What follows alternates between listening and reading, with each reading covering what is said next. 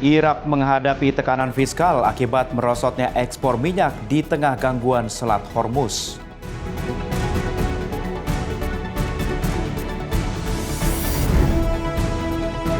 Perdana Menteri Netanyahu memasang billboard menampilkan wajah sejumlah tokoh pengkritiknya menjelang pemilu Oktober 2026 mendatang.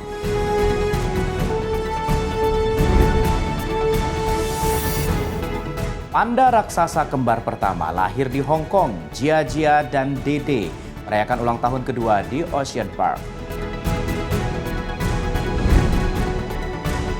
Halo pemirsa, apa kabar Anda hari ini? Anda kembali menyaksikan Mata Dunia, program yang memberikan informasi dari berbagai penjuru belahan dunia. Bersama saya, Ishakan.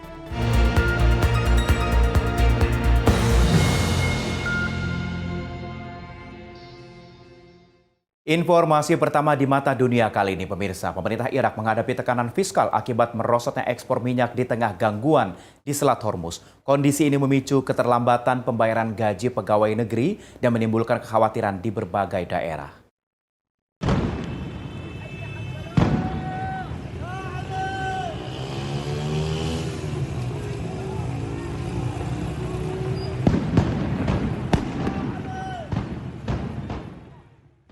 Sejumlah pegawai negeri di kota Mosul mengaku gaji mereka terlambat dibayarkan dalam beberapa bulan terakhir. Keterlambatan memaksa warga menekan pengeluaran dan menyiapkan dana darurat. Keluhan serupa datang dari tenaga kesehatan yang mengatakan keterlambatan pembayaran melampaui 10 hari akibat tekanan arus kas negara. Pada awal Agustus 2026, keterlambatan gaji memicu aksi protes terbatas dari staf universitas dan pegawai Kementerian Kelistrikan di sejumlah wilayah. Sekitar 85 hingga 90% pendapatan anggaran Irak berasal dari ekspor minyak. Sementara pemerintah membutuhkan 6,5 miliar hingga 8,2 miliar dolar Amerika Serikat setiap bulan untuk membayar gaji, pensiun, dan bantuan sosial. Sebelum gangguan di Selat Hormuz, sekitar 80 hingga 90% ekspor minyak Irak melalui jalur tersebut. Setelahnya, ekspor merosot tajam dan menekan penerimaan negara. Pemerintah Irak membantah rumor pembayaran gaji akan diubah menjadi setiap 45 hari. Otoritas menegaskan negara masih memiliki cadangan devisa 83 miliar dolar Amerika Serikat yang diklaim cukup membiayai gaji hingga 10 atau 11 bulan ke depan. Para ekonom menilai krisis ini menunjukkan besar ketergantungan Irak pada pendapatan minyak. Mereka mendorong reformasi melalui pemberantasan korupsi dan pengembangan sektor swasta agar perekonomian lebih tahan terhadap guncangan. Panglima Angkatan Darat Iran, Amir Hatami, mengumumkan hadiah senilai 30.000 dolar Amerika Serikat bagi siapa saja yang menangkap atau juga membunuh personil militer Amerika Serikat dan menyerahkannya kepada tentara Iran. Pernyataan ini disampaikan di tengah memanasnya hubungan Tehran dan juga Washington. Har razmande azizi. Dalam pidatonya di Teheran, Amir Hatami menyatakan hadiah setara 30.000 dolar akan diberikan kepada pihak yang menangkap atau membunuh personel militer Amerika Serikat dan menyerahkannya kepada Satuan Tentara Republik Islam Iran. Hatami juga mengkritik pernyataan Presiden Amerika Serikat Donald Trump mengenai Selat Hormuz serta menyebut ucapan tersebut sebagai keliru. Sebelumnya, Trump menyatakan akan mendeklarasikan Selat Hormuz sebagai wilayah Amerika Serikat setelah Iran dikalahkan dalam pidato di New York. Menteri Luar Negeri Iran Abbas Araghchi menegaskan Teheran belum memutuskan untuk melanjutkan pembicaraan langsung dengan Amerika Serikat. Kedua negara sebelumnya menyepakati memorandum di mediasi Pakistan dan Qatar pada Juni 2026 untuk mengakhiri konflik dan membuka jalan menuju kesepakatan final dalam 60 hari. Namun, proses tersebut kini terhambat di tengah perbedaan pandangan mengenai Selat Hormuz dan saling tuduh pelanggaran memorandum. Pemirsa, Iran menolak klaim bahwa memorandum Islamabad memuat tenggat 60 hari yang mengikat. Pernyataan ini disampaikan saat periode 60 hari dalam teks MOU yang dipublikasikan resmi berakhir.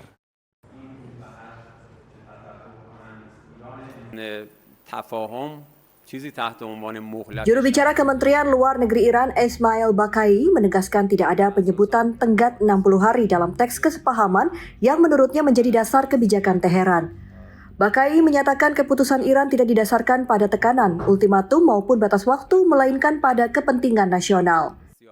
Terkait Selat Hormuz, Baqai mengatakan Iran dan Oman telah menyepakati peta jalur transit, namun Teheran ingin menuntaskan dalam satu paket kesepakatan mencakup pernyataan bersama. Iran dan Oman saat ini masih melanjutkan pembahasan mengenai pengaturan pelayaran di Selat Hormuz, salah satu jalur maritim terpenting bagi pasokan energi dunia. Bakai juga menegaskan pernyataannya tentang pesan khusus dari Menteri Dalam Negeri Pakistan bukan dimaksudkan secara harfiah, melainkan untuk menekankan peran Pakistan sebagai mediator dalam dialog Iran dan Amerika Serikat. Menurut teks memorandum Islamabad yang dipublikasikan, Iran dan Amerika Serikat berkomitmen mengupayakan kesepakatan final dalam waktu maksimal 60 hari yang bisa diperpanjang berdasarkan kesepakatan kedua belah pihak. Hingga kini Washington dan Teheran saling menuduh pihak lain tidak mematuhi sebagian ketentuan dalam memorandum tersebut. Ya, operasi pembersihan berlangsung di pesisir Pulau Qeshm, Iran Selatan, setelah tumpahan minyak mencemari laut dan juga garis pantai. Otoritas lingkungan menyebut 2 titik terdampak membentang hingga sekitar 1.700 meter.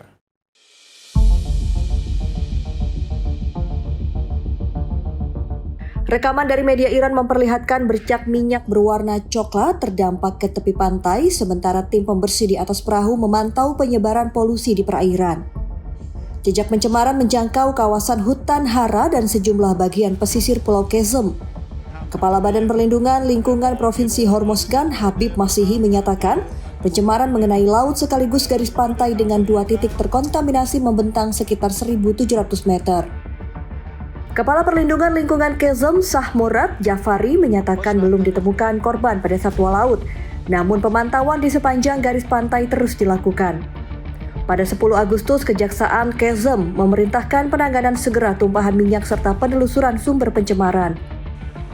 Pemerintah Iran belum mengumumkan secara resmi penyebab tumpahan terjadi di tengah ketegangan di kawasan Selat Hormuz. Secara terpisah, otoritas Oman juga menangani tumpahan minyak di Kepulauan Al-Halaniyat yang menurut IMO berasal dari kapal tanker Caroline Bezengi yang kandas sejak 30 Juni. Mata Dunia akan kembali usai jeda, tetaplah bersama kami.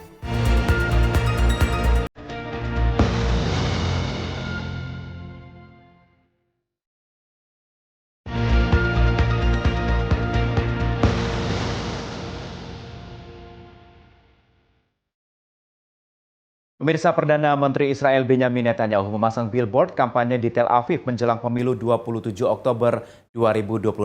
Papan iklan menampilkan wajah sejumlah tokoh pengkritiknya dengan pesan agar pemilih tidak membiarkan mereka menang. Billboard Pantai Likud menampilkan wajah wali kota New York Zohran Mamdani, Presiden Turki Recep Tayyip Erdogan, pemimpin tertinggi Iran Ayatollah Mojtaba Khamenei, serta Sekretaris Jenderal Hizbullah Naim Qassem. Di atas foto-foto tertulis pesan dalam bahasa Ibrani bermakna, mereka ingin Netanyahu kalah, jangan biarkan mereka menang. Netanyahu juga mengunggah ulang foto billboard itu melalui akun X miliknya dengan pesan yang sama.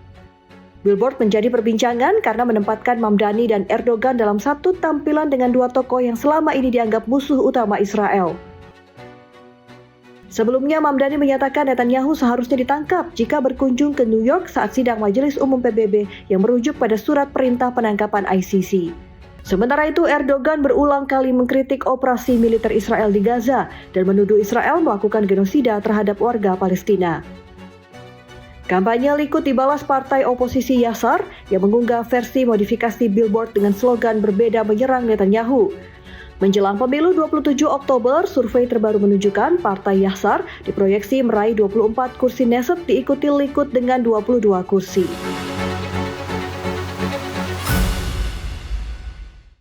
Pemirsa, bulldozer Israel merobohkan sebuah rumah 2 lantai di desa Kalandia, tepi barat yang ditempati 15 anggota dari 2 keluarga.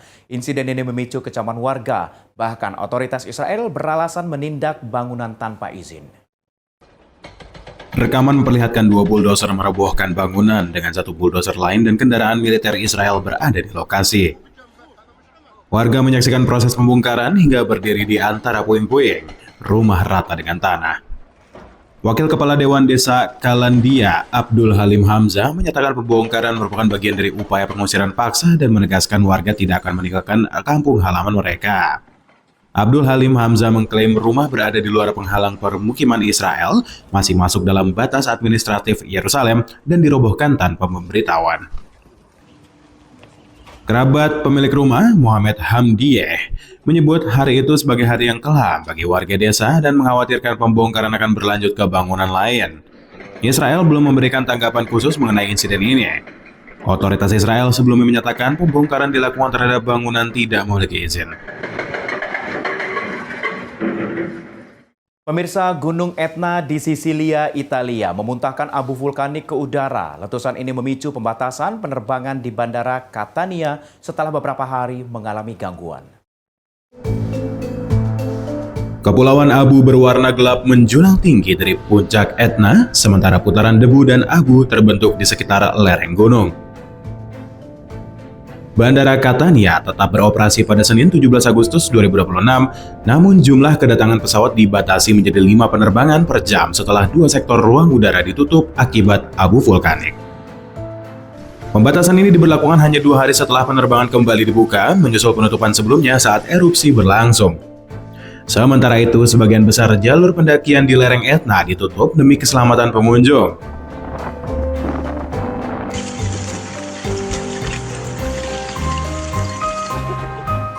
Otoritas Pemadaman Kebakaran Italia melaporkan seorang wisatawan asing meninggal setelah terkena sambaran petir saat mendaki di atas batas hutan di kawasan sebelumnya ditutup untuk umum.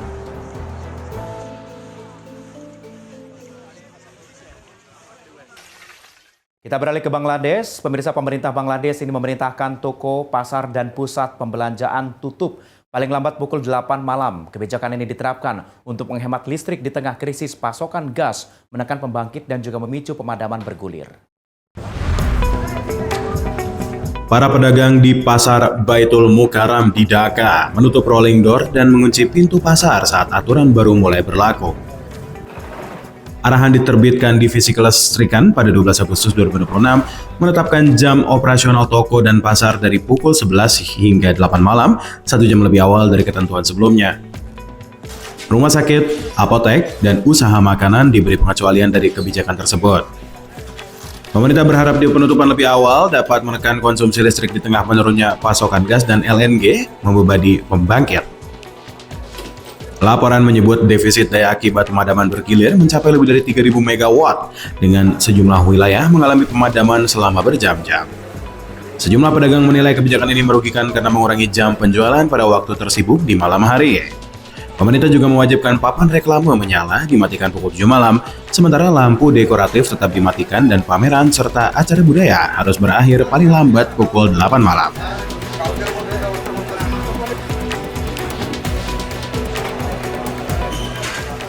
Krisis energi ini terjadi saat pasokan LNG dari Qatar, pemasok terbesar Bangladesh, terganggu di tengah ketegangan di sekitar Selat Hormuz.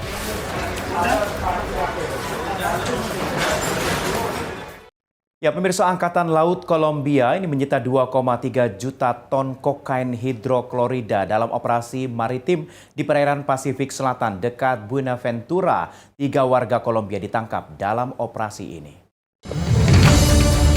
Rekaman dirilis otoritas Kolombia memperlihatkan kapal cepat atau Go Fast digunakan untuk mengangkut narkotika. Kapal terdeteksi intelijen Angkatan Laut dengan dukungan Joint Interagency Task Force dari Komando Selatan Amerika Serikat. Menurut Komandan Stasiun Penjaga Pantai Tumaco, Andres Felipe Henao, kapal terbalik saat proses penindakan akibat muatan terlebih serta kondisi cuaca dan gelombang yang buruk. Setelah operasi berakhir, ketiga awak diserahkan kepada pihak berwenang bersama barang bukti sebanyak 2.363 kg kokain hidroklorida untuk proses penyelidikan. Henao menyebut penyitaan ini menjadi pukulan berat bagi jaringan perdagangan narkotika dan menegaskan operasi akan terus dilakukan untuk menekan aktivitas ilegal di perairan Pasifik Kolombia. Ya, Menteri Inklusi, Jaminan Sosial dan Migrasi Spanyol Elma Saiz ini dihadang aksi protes saat mengunjungi kota Ceuta. Kunjungan ini setelah pemerintah mengumumkan penambahan 1.500 tempat penampungan sementara menyusul lonjakan penyeberangan dari Maroko pada akhir Juli 2026. Rekaman memperlihatkan polisi membentuk barikade saat Elma Saiz tiba di balai kota Ceuta. Di luar gedung, para demonstran meneriakkan slogan kritik terhadap pemerintah sambil merekam di situasi dengan telepon genggam. Sejumlah pengunjung menuduh pemerintah Madrid belum memberikan bantuan yang memadai untuk menangani tekanan akibat banyaknya migran berada di Ceuta. Beberapa demonstran mengklaim masih banyak orang tidur di pantai dan perbukitan. Ada pula yang menyebut krisis ini sebagai invasi dan menuduh Maroko membiarkan penyeberangan terjadi. Namun hingga kini tidak ada bukti yang menetapkan bahwa Maroko secara sengaja mengkoordinasikan penyeberangan massal tersebut. Laporan menyebut rumor di media sosial serta aktivitas jaringan penyelundup menjadi salah satu faktor mendorong orang menuju perbatasan. Sementara otoritas Maroko memperketat pengamanan di sekitar Ceuta. Perdana Menteri Pedro Sanchez pada hari yang sama memimpin rapat koordinasi pemerintah untuk meninjau langkah keamanan, proses identifikasi migran, dan bantuan bagi mereka yang masih berada di kota tersebut.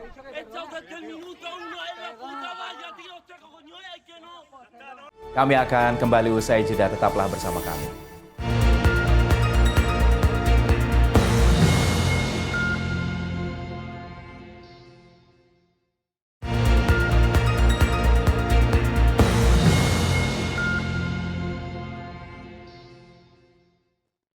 Sebuah pagoda di Cam Ranh, Provinsi Can Hoa, Vietnam ini menyita perhatian berkat arsitekturnya yang dilapisi cangkang kerang dan juga karang. Bangunan Buddha ini menjadi destinasi wisata unik karena seluruh ornamen dibuat secara manual. Pagoda Tu Phat menampilkan menara dan hiasan dengan motif laut hampir seluruhnya ditutupi kerang serta karang. Pengunjung berkeliling kawasan pagoda, mengamati detail ukiran, dan mengabadikan keindahan bangunan dengan kamera. Salah satu wisatawan mengaku takjub dengan menara ber-8 pintu masuk, masing-masing dihiasi kerang dan karang secara rinci. Di tengah kawasan berdiri Menara Baut Teach setinggi 39 meter, dikelilingi 49 menara lebih kecil. Pembangunan menara dimulai pada 1995 dengan sebagian besar pekerjaan dikerjakan pada biksu dan umat Buddha secara gotong royong selama bertahun-tahun. Material berupa batu karang, semen, dan cangkang kerang dikumpulkan dari pesisir, dibersihkan, lalu diolah menjadi ornamen yang menghias seluruh bangunan. Pagoda dikenal sebagai Pagoda Kerang atau Pagoda Karang, didirikan pada tahun 1968 dan hingga kini tetap aktif sebagai tempat ibadah sekaligus daya tarik wisata. Ya, panda raksasa kembar pertama lahir di Hong Kong, Jia Jia dan Dede yang merayakan ulang tahun kedua di Ocean Park. Perayaan ini bertepatan dengan Hari Ekologi Nasional China dan diiringi peluncuran program konservasi bagi generasi muda. Jia Jia dan Dede asyik makan dan bermain di dalam kandang. Sementara pengunjung memadati area, mengabadikan mereka melalui foto dan video. Sekretaris Kebudayaan, Olahraga, dan Pariwisata Hong Kong, Rosanna Law, menyebut kedua panda kini mulai menyerupai panda dewasa meski masih tinggal bersama induknya, Ying Ying. Menurut Rosanna Law, perayaan tahun ini bisa menjadi momen terakhir bagi Ying Ying. Jia Jia dan Dede merayakan ulang tahun bersama sebelum keduanya hidup mandiri.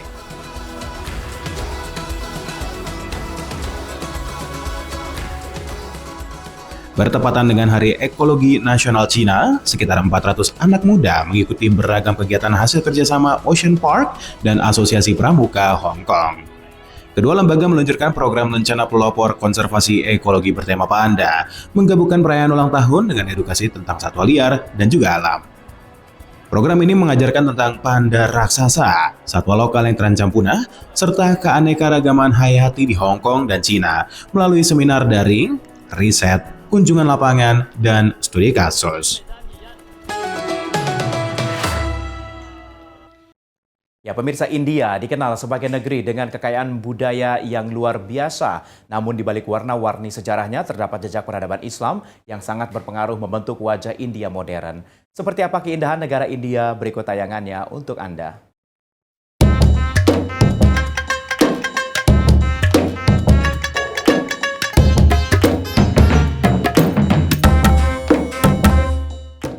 Selamat datang di India. India merupakan negara di Asia Selatan yang membentang luas dari pegunungan Himalaya di utara hingga Samudra Hindia di selatan. Letak yang strategis menjadikan India sebagai persimpangan perdagangan internasional sejak ribuan tahun lalu. Dari jalur laut dan darat inilah Islam masuk dan berkembang yang dimulai melalui interaksi damai pedagang Arab pada abad ke-7. Namun, perkembangan terbesar terjadi ketika Kesultanan Delhi berdiri pada abad ke-13, disusul oleh kejayaan Kekaisaran Mughal yang membawa seni, budaya, sastra, dan arsitektur Islam mencapai puncaknya.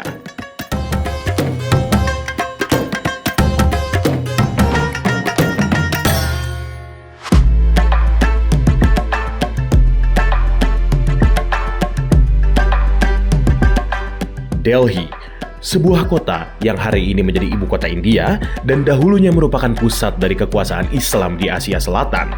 Disinilah Kesultanan Delhi berdiri pada tahun 1206. Kesultanan ini menyatukan wilayah India Utara dan memperkenalkan sistem pemerintahan, hukum, dan pendidikan yang berlandaskan tradisi Islam. Salah satu peninggalan paling penting adalah Qutb Minar, menara setinggi 72 meter yang menjadi simbol kejayaan awal Islam di India. Menyusul kemudian Masjid Jama Delhi, masjid megah yang dibangun oleh Kaisar Mughal, Shah Jahan, yang mampu menampung ribuan jamaah. Di Delhi, Islam bukan hanya membangun bangunan, tetapi juga membentuk identitas budaya, bahasa, sastra, hingga musik yang berkembang hingga hari ini.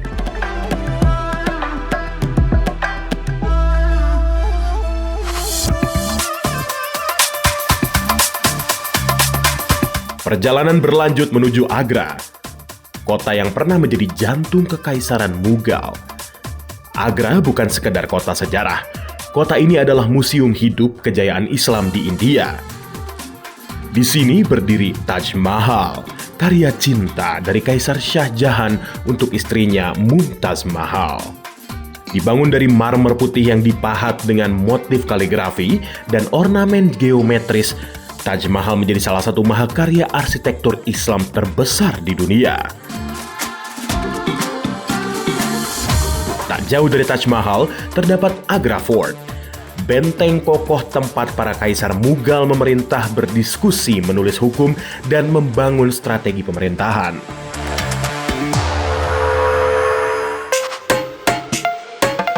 Kita memasuki kota ketiga, Jaipur, yang merupakan ibu kota negara bagian Rajasthan. Berbeda dengan Delhi dan Agra, Jaipur bukan pusat Islam. Kota ini berkembang di bawah kerajaan Rajput yang bercorak Hindu.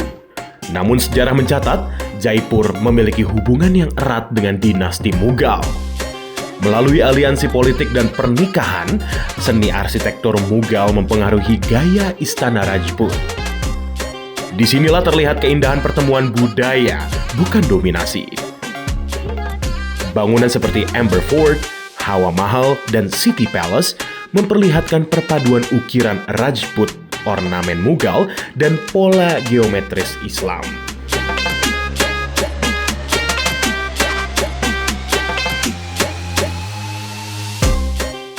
Dari Delhi yang menjadi pusat pemerintahan Islam, Agra yang menyimpan jejak arsitektur dan seni Islam dunia, hingga Jaipur yang menjadi jembatan pertemuan budaya, kita melihat bahwa Islam memainkan peran besar dalam membentuk identitas India. Peradaban Islam di India bukan hanya tentang masa lalu, tetapi juga warisan yang terus hidup dalam masyarakat, arsitektur, pendidikan, dan budaya hingga hari ini.